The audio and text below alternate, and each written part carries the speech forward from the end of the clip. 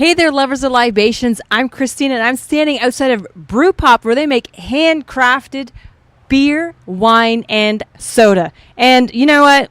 This sign really got me. I don't know if you can see, but I got to read you. It says, no shoes, no shirt, no service, and no outside food or beverages, because we got this.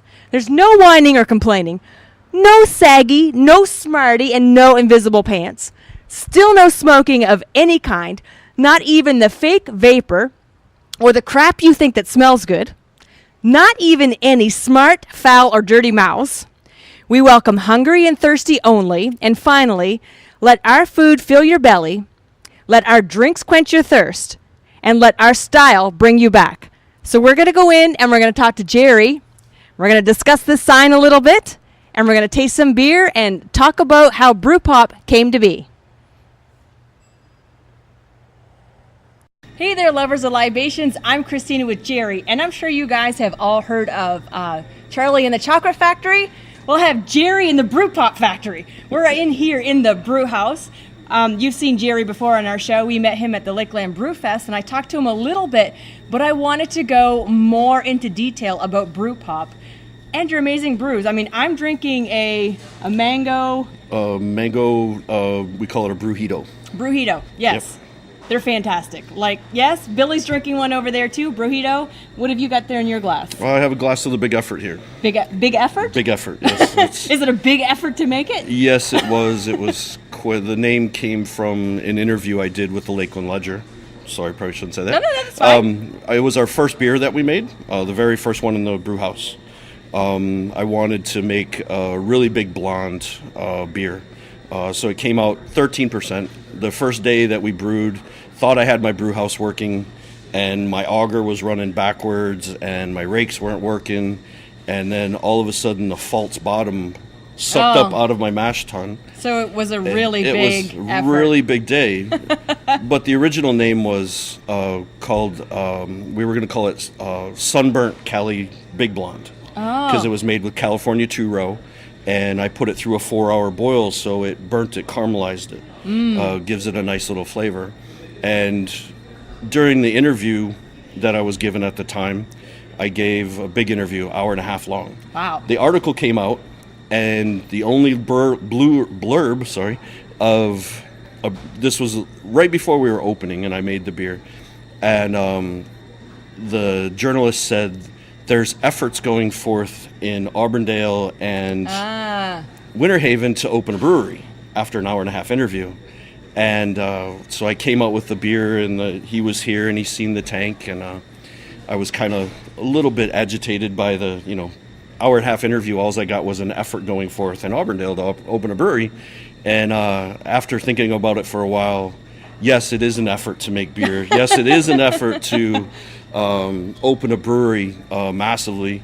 And so I gave him credit for, you named my very first beer that put into production was the Big Effort. And was he happy about it? I don't think he was too happy about it, but it was quite interesting. So it's a really good story. Well, I'm hoping that if you name a beer after me, it sounds better than that. Yeah. So we're here in your brew house, which is it's pretty massive. How much beer can you make here? I can produce about 150 barrels a month. Wow. So in lighter beers, I can put them out a little faster. Some of my larger barley wine beers, they take a month or so. So at the barley wine level, I can probably do about 60 barrels a month. But lighter, IPAs or reds, I can get, about 150 barrels a month. Now, do you have any particular that are big sellers here that everybody loves to drink here in Auburndale? The one that's going really popular right now is the Poolside at the Sanitarium. Yep. Billy had some of that. He loved it. Yeah. That's just a nice light beer right now. It came out a little lighter than I wanted, but it really worked out really well with the flavors that I put in there. So the beer was designed around Auburndale. They originally, when the city was originally planned by the 1800s, they planned a sanitarium here, and for health reasons. And then coming into Auburndale, I thought, well, let me design a beer. So I designed it with, this beer has green tea, lemon zest, ginseng, dandelion root, and Florida wildflower honey that actually came from Lakeland nearby.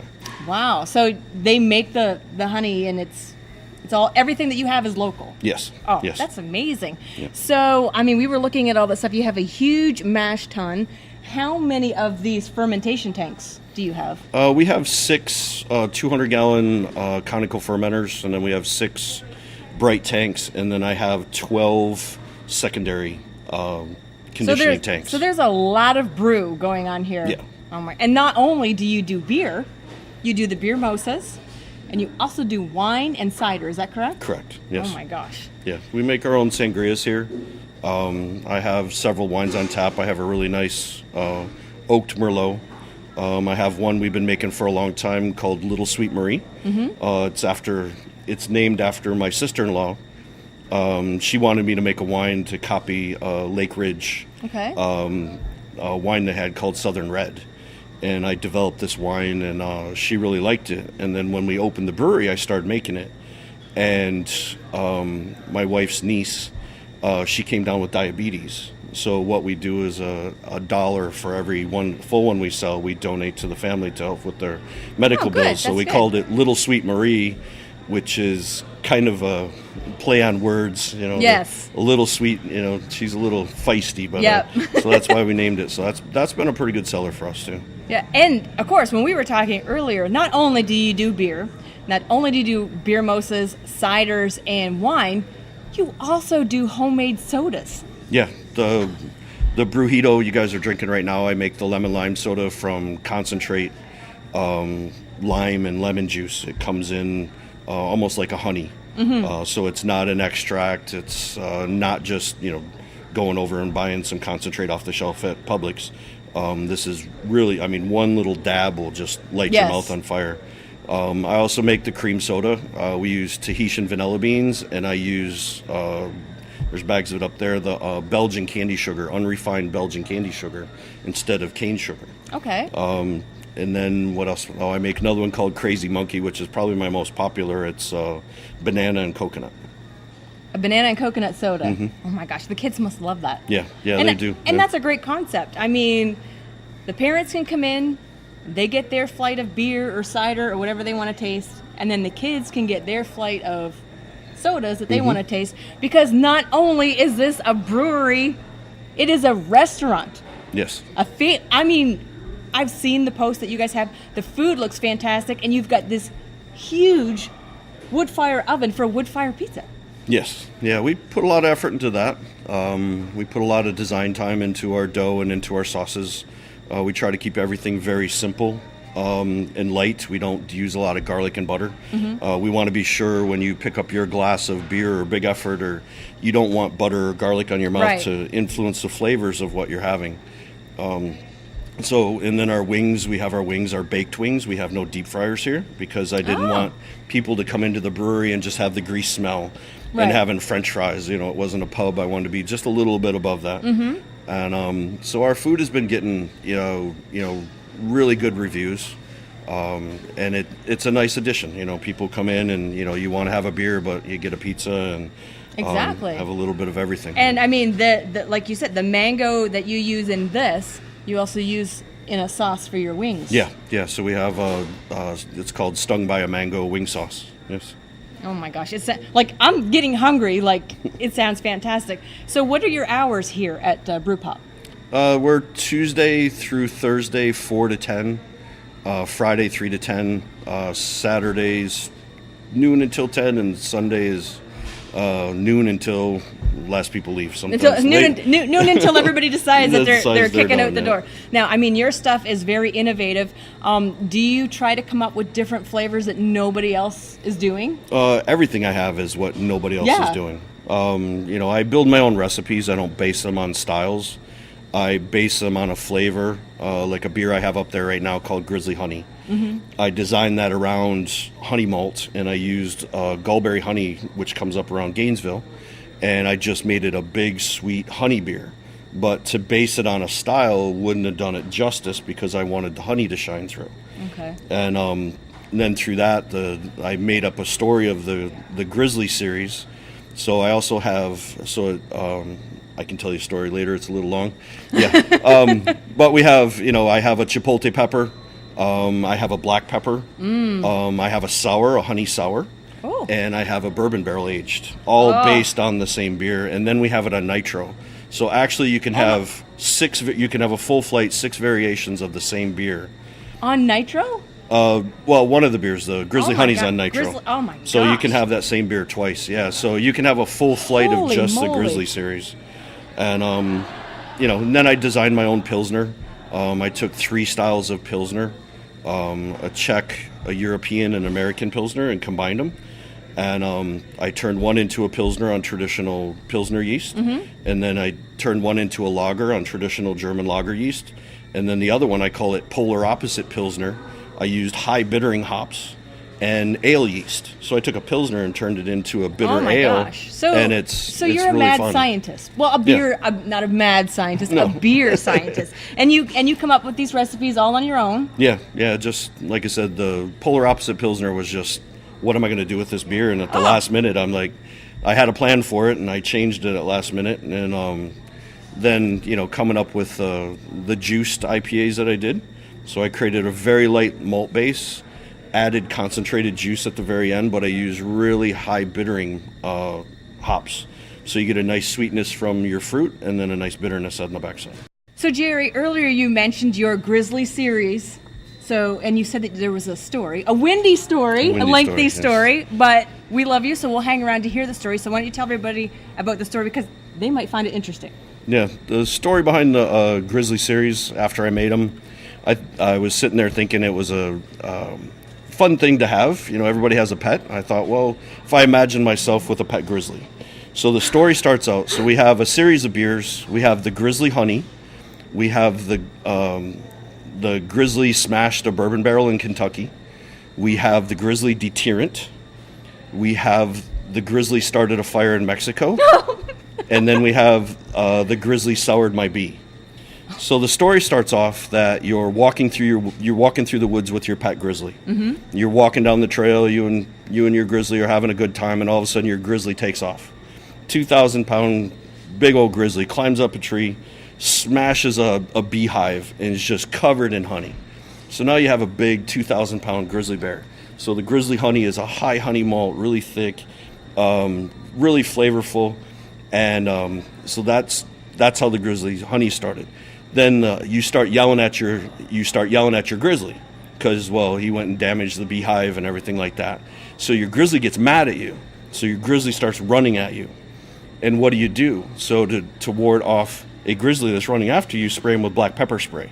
So we have Grizzly Deterrent, which is actually a black pepper beer made with Florida pepper honey. So it's a honey here in Florida. It comes from the Brazilian honey pepper tree. Oh, and the hunt because they're. Yep. So there's a pepper honey. There's a pepper honey, and then I use black peppercorns in there. Okay. So that one's really nice. So after you sprayed him with the pepper, he takes off running, just extremely mad, runs through Kentucky, smashes some bourbon barrels, and then you have my grizzly smashed a bourbon barrel in Kentucky. Then after that, he's still going crazy. You yell at him again, and then he takes off and ends up in Mexico. Running so fast through Mexico, he starts a fire in Mexico. Okay. So we have a chipotle pepper and red pepper flake beer. So it's a nice malty front, and the heat is very nice on the backside, so it's not a very warm beer. Well, I don't really like heat on my backside, but... Not too many people do. No. Then, after you calm your grizzly down, everything, you start walking down the trail again. Now, all of a sudden, here comes all them really mad bees coming after you. Oh, no. So my grizzly soured a bee. So you have all these bees chasing you going down the trail. So it's a nice little one. And then we have another one we call the fourth dimension of the beers. Okay. And when the finishing of the story, so we blend a series of the beers together. So we do the sour, the black pepper, and the Grizzly Honey. And we mix them together and into one beer, and we call it the fourth dimension. But what happens now is as you're running down the trail, you have all these sour bees chasing after you. You didn't see a curve in the road, and now you're tumbling down the hill. Mm-hmm. So now you have the black pepper spray going off, you have the honey wrapped up in you, and now you got, the chipotle peppers, and you got everything, and you're all rolling down the hill, and that's what we call the fourth dimension, is the blending of the beers. Nice. That's an excellent story. Take that, Mother Goose. That's not a story you want to tell your kids before they go to bed, but it's interesting. That's and that's how you come up with your ideas. Yep. So, that's what you get when you drink beer. So if any of you ever wanted to know what goes on in that noggin of his, those kind of stories right there. So a lot of breweries come up with their names from life experiences, where they're located, maybe last names. Brew Pop. How did you come up with Brew Pop? Well, we were sitting around probably about 4.5 years ago. Me and my wife were sitting on the front porch. We had a swing out in the front porch. Nice night. Sitting around drinking 10.5% beer. She had a wine, and we're enjoying the night. And we were just sitting there dreaming. We're like, what if one day we opened a brewery? What would we call it?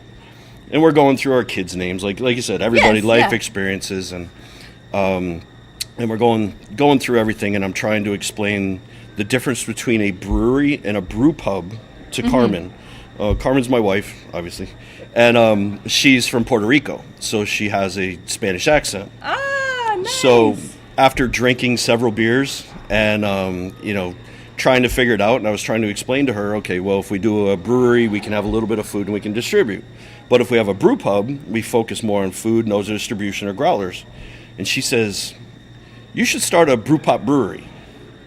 She couldn't pronunciate brew pub, and with drinking and everything else. So we sat there, and I just started laughing, and she looked at me kind of funny, and she said, don't make fun of me. And it was like, no, you just named our brewery, and it's called Brew Pop Brewery.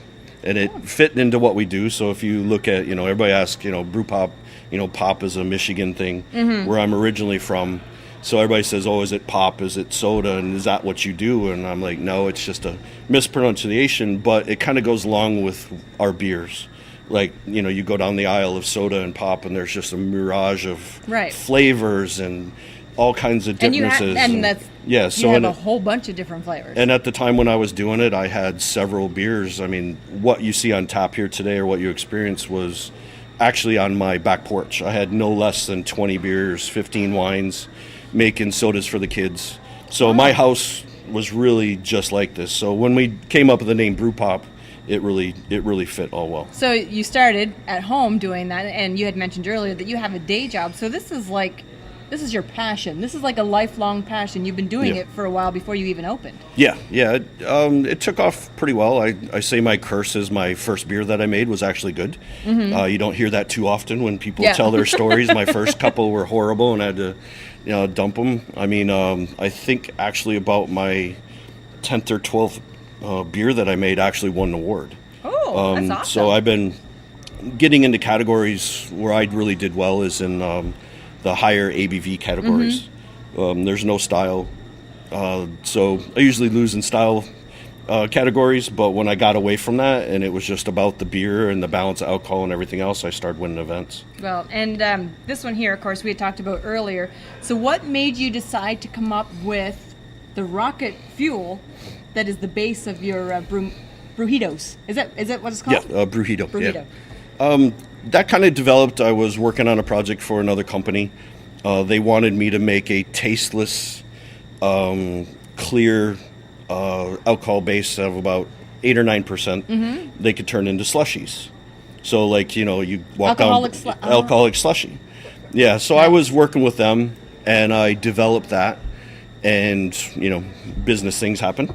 Didn't quite work out. And then one day we had a I think it was like the class of '96 Auburndale class reunion in here, and a bunch of the people were complaining. You don't have alcohol. A lot of people going to breweries complain about what we don't have. Right, exactly. And usually liquor is one of the bigger ones. And it struck a chord with me that I spent all this time. I spent like 6 months, about 30 some batches, trying to develop this product. And I thought, well, you know what? It almost tastes like liquor. And I had some, and I brought it out, and I gave some samples to the employees, and they're like, this is pretty close to liquor. Yeah, exactly. And so I went back, and I actually refined it a little bit more and pushed it up to 14%, a little sweet. And then I have a caramelized version. So I wanted to turn it into one of those little craft caramels. That's what I thought, 14% craft caramel would be kind of cool. Yeah. And that's what led into that. And then we were doing like Moscow mules. We had several drinks. We tried to make it into a margarita. It didn't quite work well. So we've tried a bunch of them, and this one here has been one of our biggest sellers. No, it is. It's really good. I tasted one, of course, at Lakeland, and This is fantastic. Like you said, so you pretty much have something to offer anybody who wants any kind of drink on the planet. Yeah. You can have the rocket fuel. We get a lot of them just straight up shots. Yeah. And people enjoy it that way. And then, like you said, the other people that come in that don't want wine or they like mixed drinks, this works really well. And we get a lot of compliments, because this is usually made with rum. You don't get that bite from the rum. You don't get anything. It's nice and smooth, and it balances out. Smooth, yeah. Yeah, and like I said, everything here we make it in here, so there's really no outside product. Like I said, we make the soda that goes into it, fresh mint, fresh lime, the fresh, the mango juice, everything. Nothing comes off the shelf. It's all made in here. And you can taste it. Like as soon as you taste it, you can tell that it's all fresh ingredients. It's fantastic. So yeah, thank you so much for explaining all of that stuff to us. We also got to speak with Nicole, who was going to school in St. Pete. The day that we were at Brew Pop was move-out day for her, and her father, Don, had been wanting to visit Brew Pop for a while. They said they really enjoyed the brew and the wood-fired pizza. And now I am invading the space of Bill and Andrea, who came out to Brew Pop. And Andrea, you said that this is your first time. Yes, it is. Correct. Yeah. All right. So, what are you trying today? We're doing flights of a couple amber-like styles and IPAs. And what kind of a beer drinker are you? IPA. Stronger, full flavored. So, which out of these did you like the best? Honestly, I'm liking the first one the best. It's like an amber. Okay. And what about you, Bill? Same first one. I like that one the best so far. So you'd say your experience here was pretty good? Yeah, pretty good. First time. And I'm on a roll today with bothering people here at Brew Pop, and I found Mica. Mica, are you a first-timer or are you a regular? I'm a regular. Okay. I could tell by the way the bartender looked at you that you're a regular. Oh, you like Mica. That's awesome. So what is your Brew Pop brew of choice? Today I've got the lager, but I really enjoy their Poolside at the Sanitarium and their bourbon barrel aged one. Very good. Number 8. Number 8? So, I see they're all well, there you go. I had no idea, so they're all numbered. Well, thanks for taking some time to talk to us, Mica, and I'll let you get back to your Brew Pop. Thank you. And I mean, and then with all of that, you still have time to go out and do beer festivals. Yes, it's been fun. I love beer festivals. And hold events here. What kind of events do you guys have here at Brew Pop? Right now we're doing, we haven't anything big lately. We're doing, our events we do our trivia night, which is getting in pretty good. And then we have poker tonight and a couple of things like that. But we're trying to evolve into something different. We're going to start up a cornhole night, things like that, and I want to do a competition of, maybe once a quarter, the winners, they win a quarter barrel of beer. Barrel of beer. So if you want to do a cornhole, it'd be kind of fun. Yeah. A cornhole tournament. Yeah. Listen, I love cornhole. I mean, this place is fantastic. I mean, this stuff is like amazing. When I tasted it at the festival, I'm like, I need to go and do a bigger show. So I'm so glad that you invited us in here to do a show with you. If you guys are ever in the Auburndale area, Lakeland area, you have to stop into Brew Pop and try some of the amazing beer that Jerry makes and does out of his own head, mind you. So thank you so much for having us. We are going to have some more beer, and we're going to have something to eat. So I am Christina with For the Love of Libations, reminding you to libation in moderation and arrive safe at your destination. Cheers. Jerry.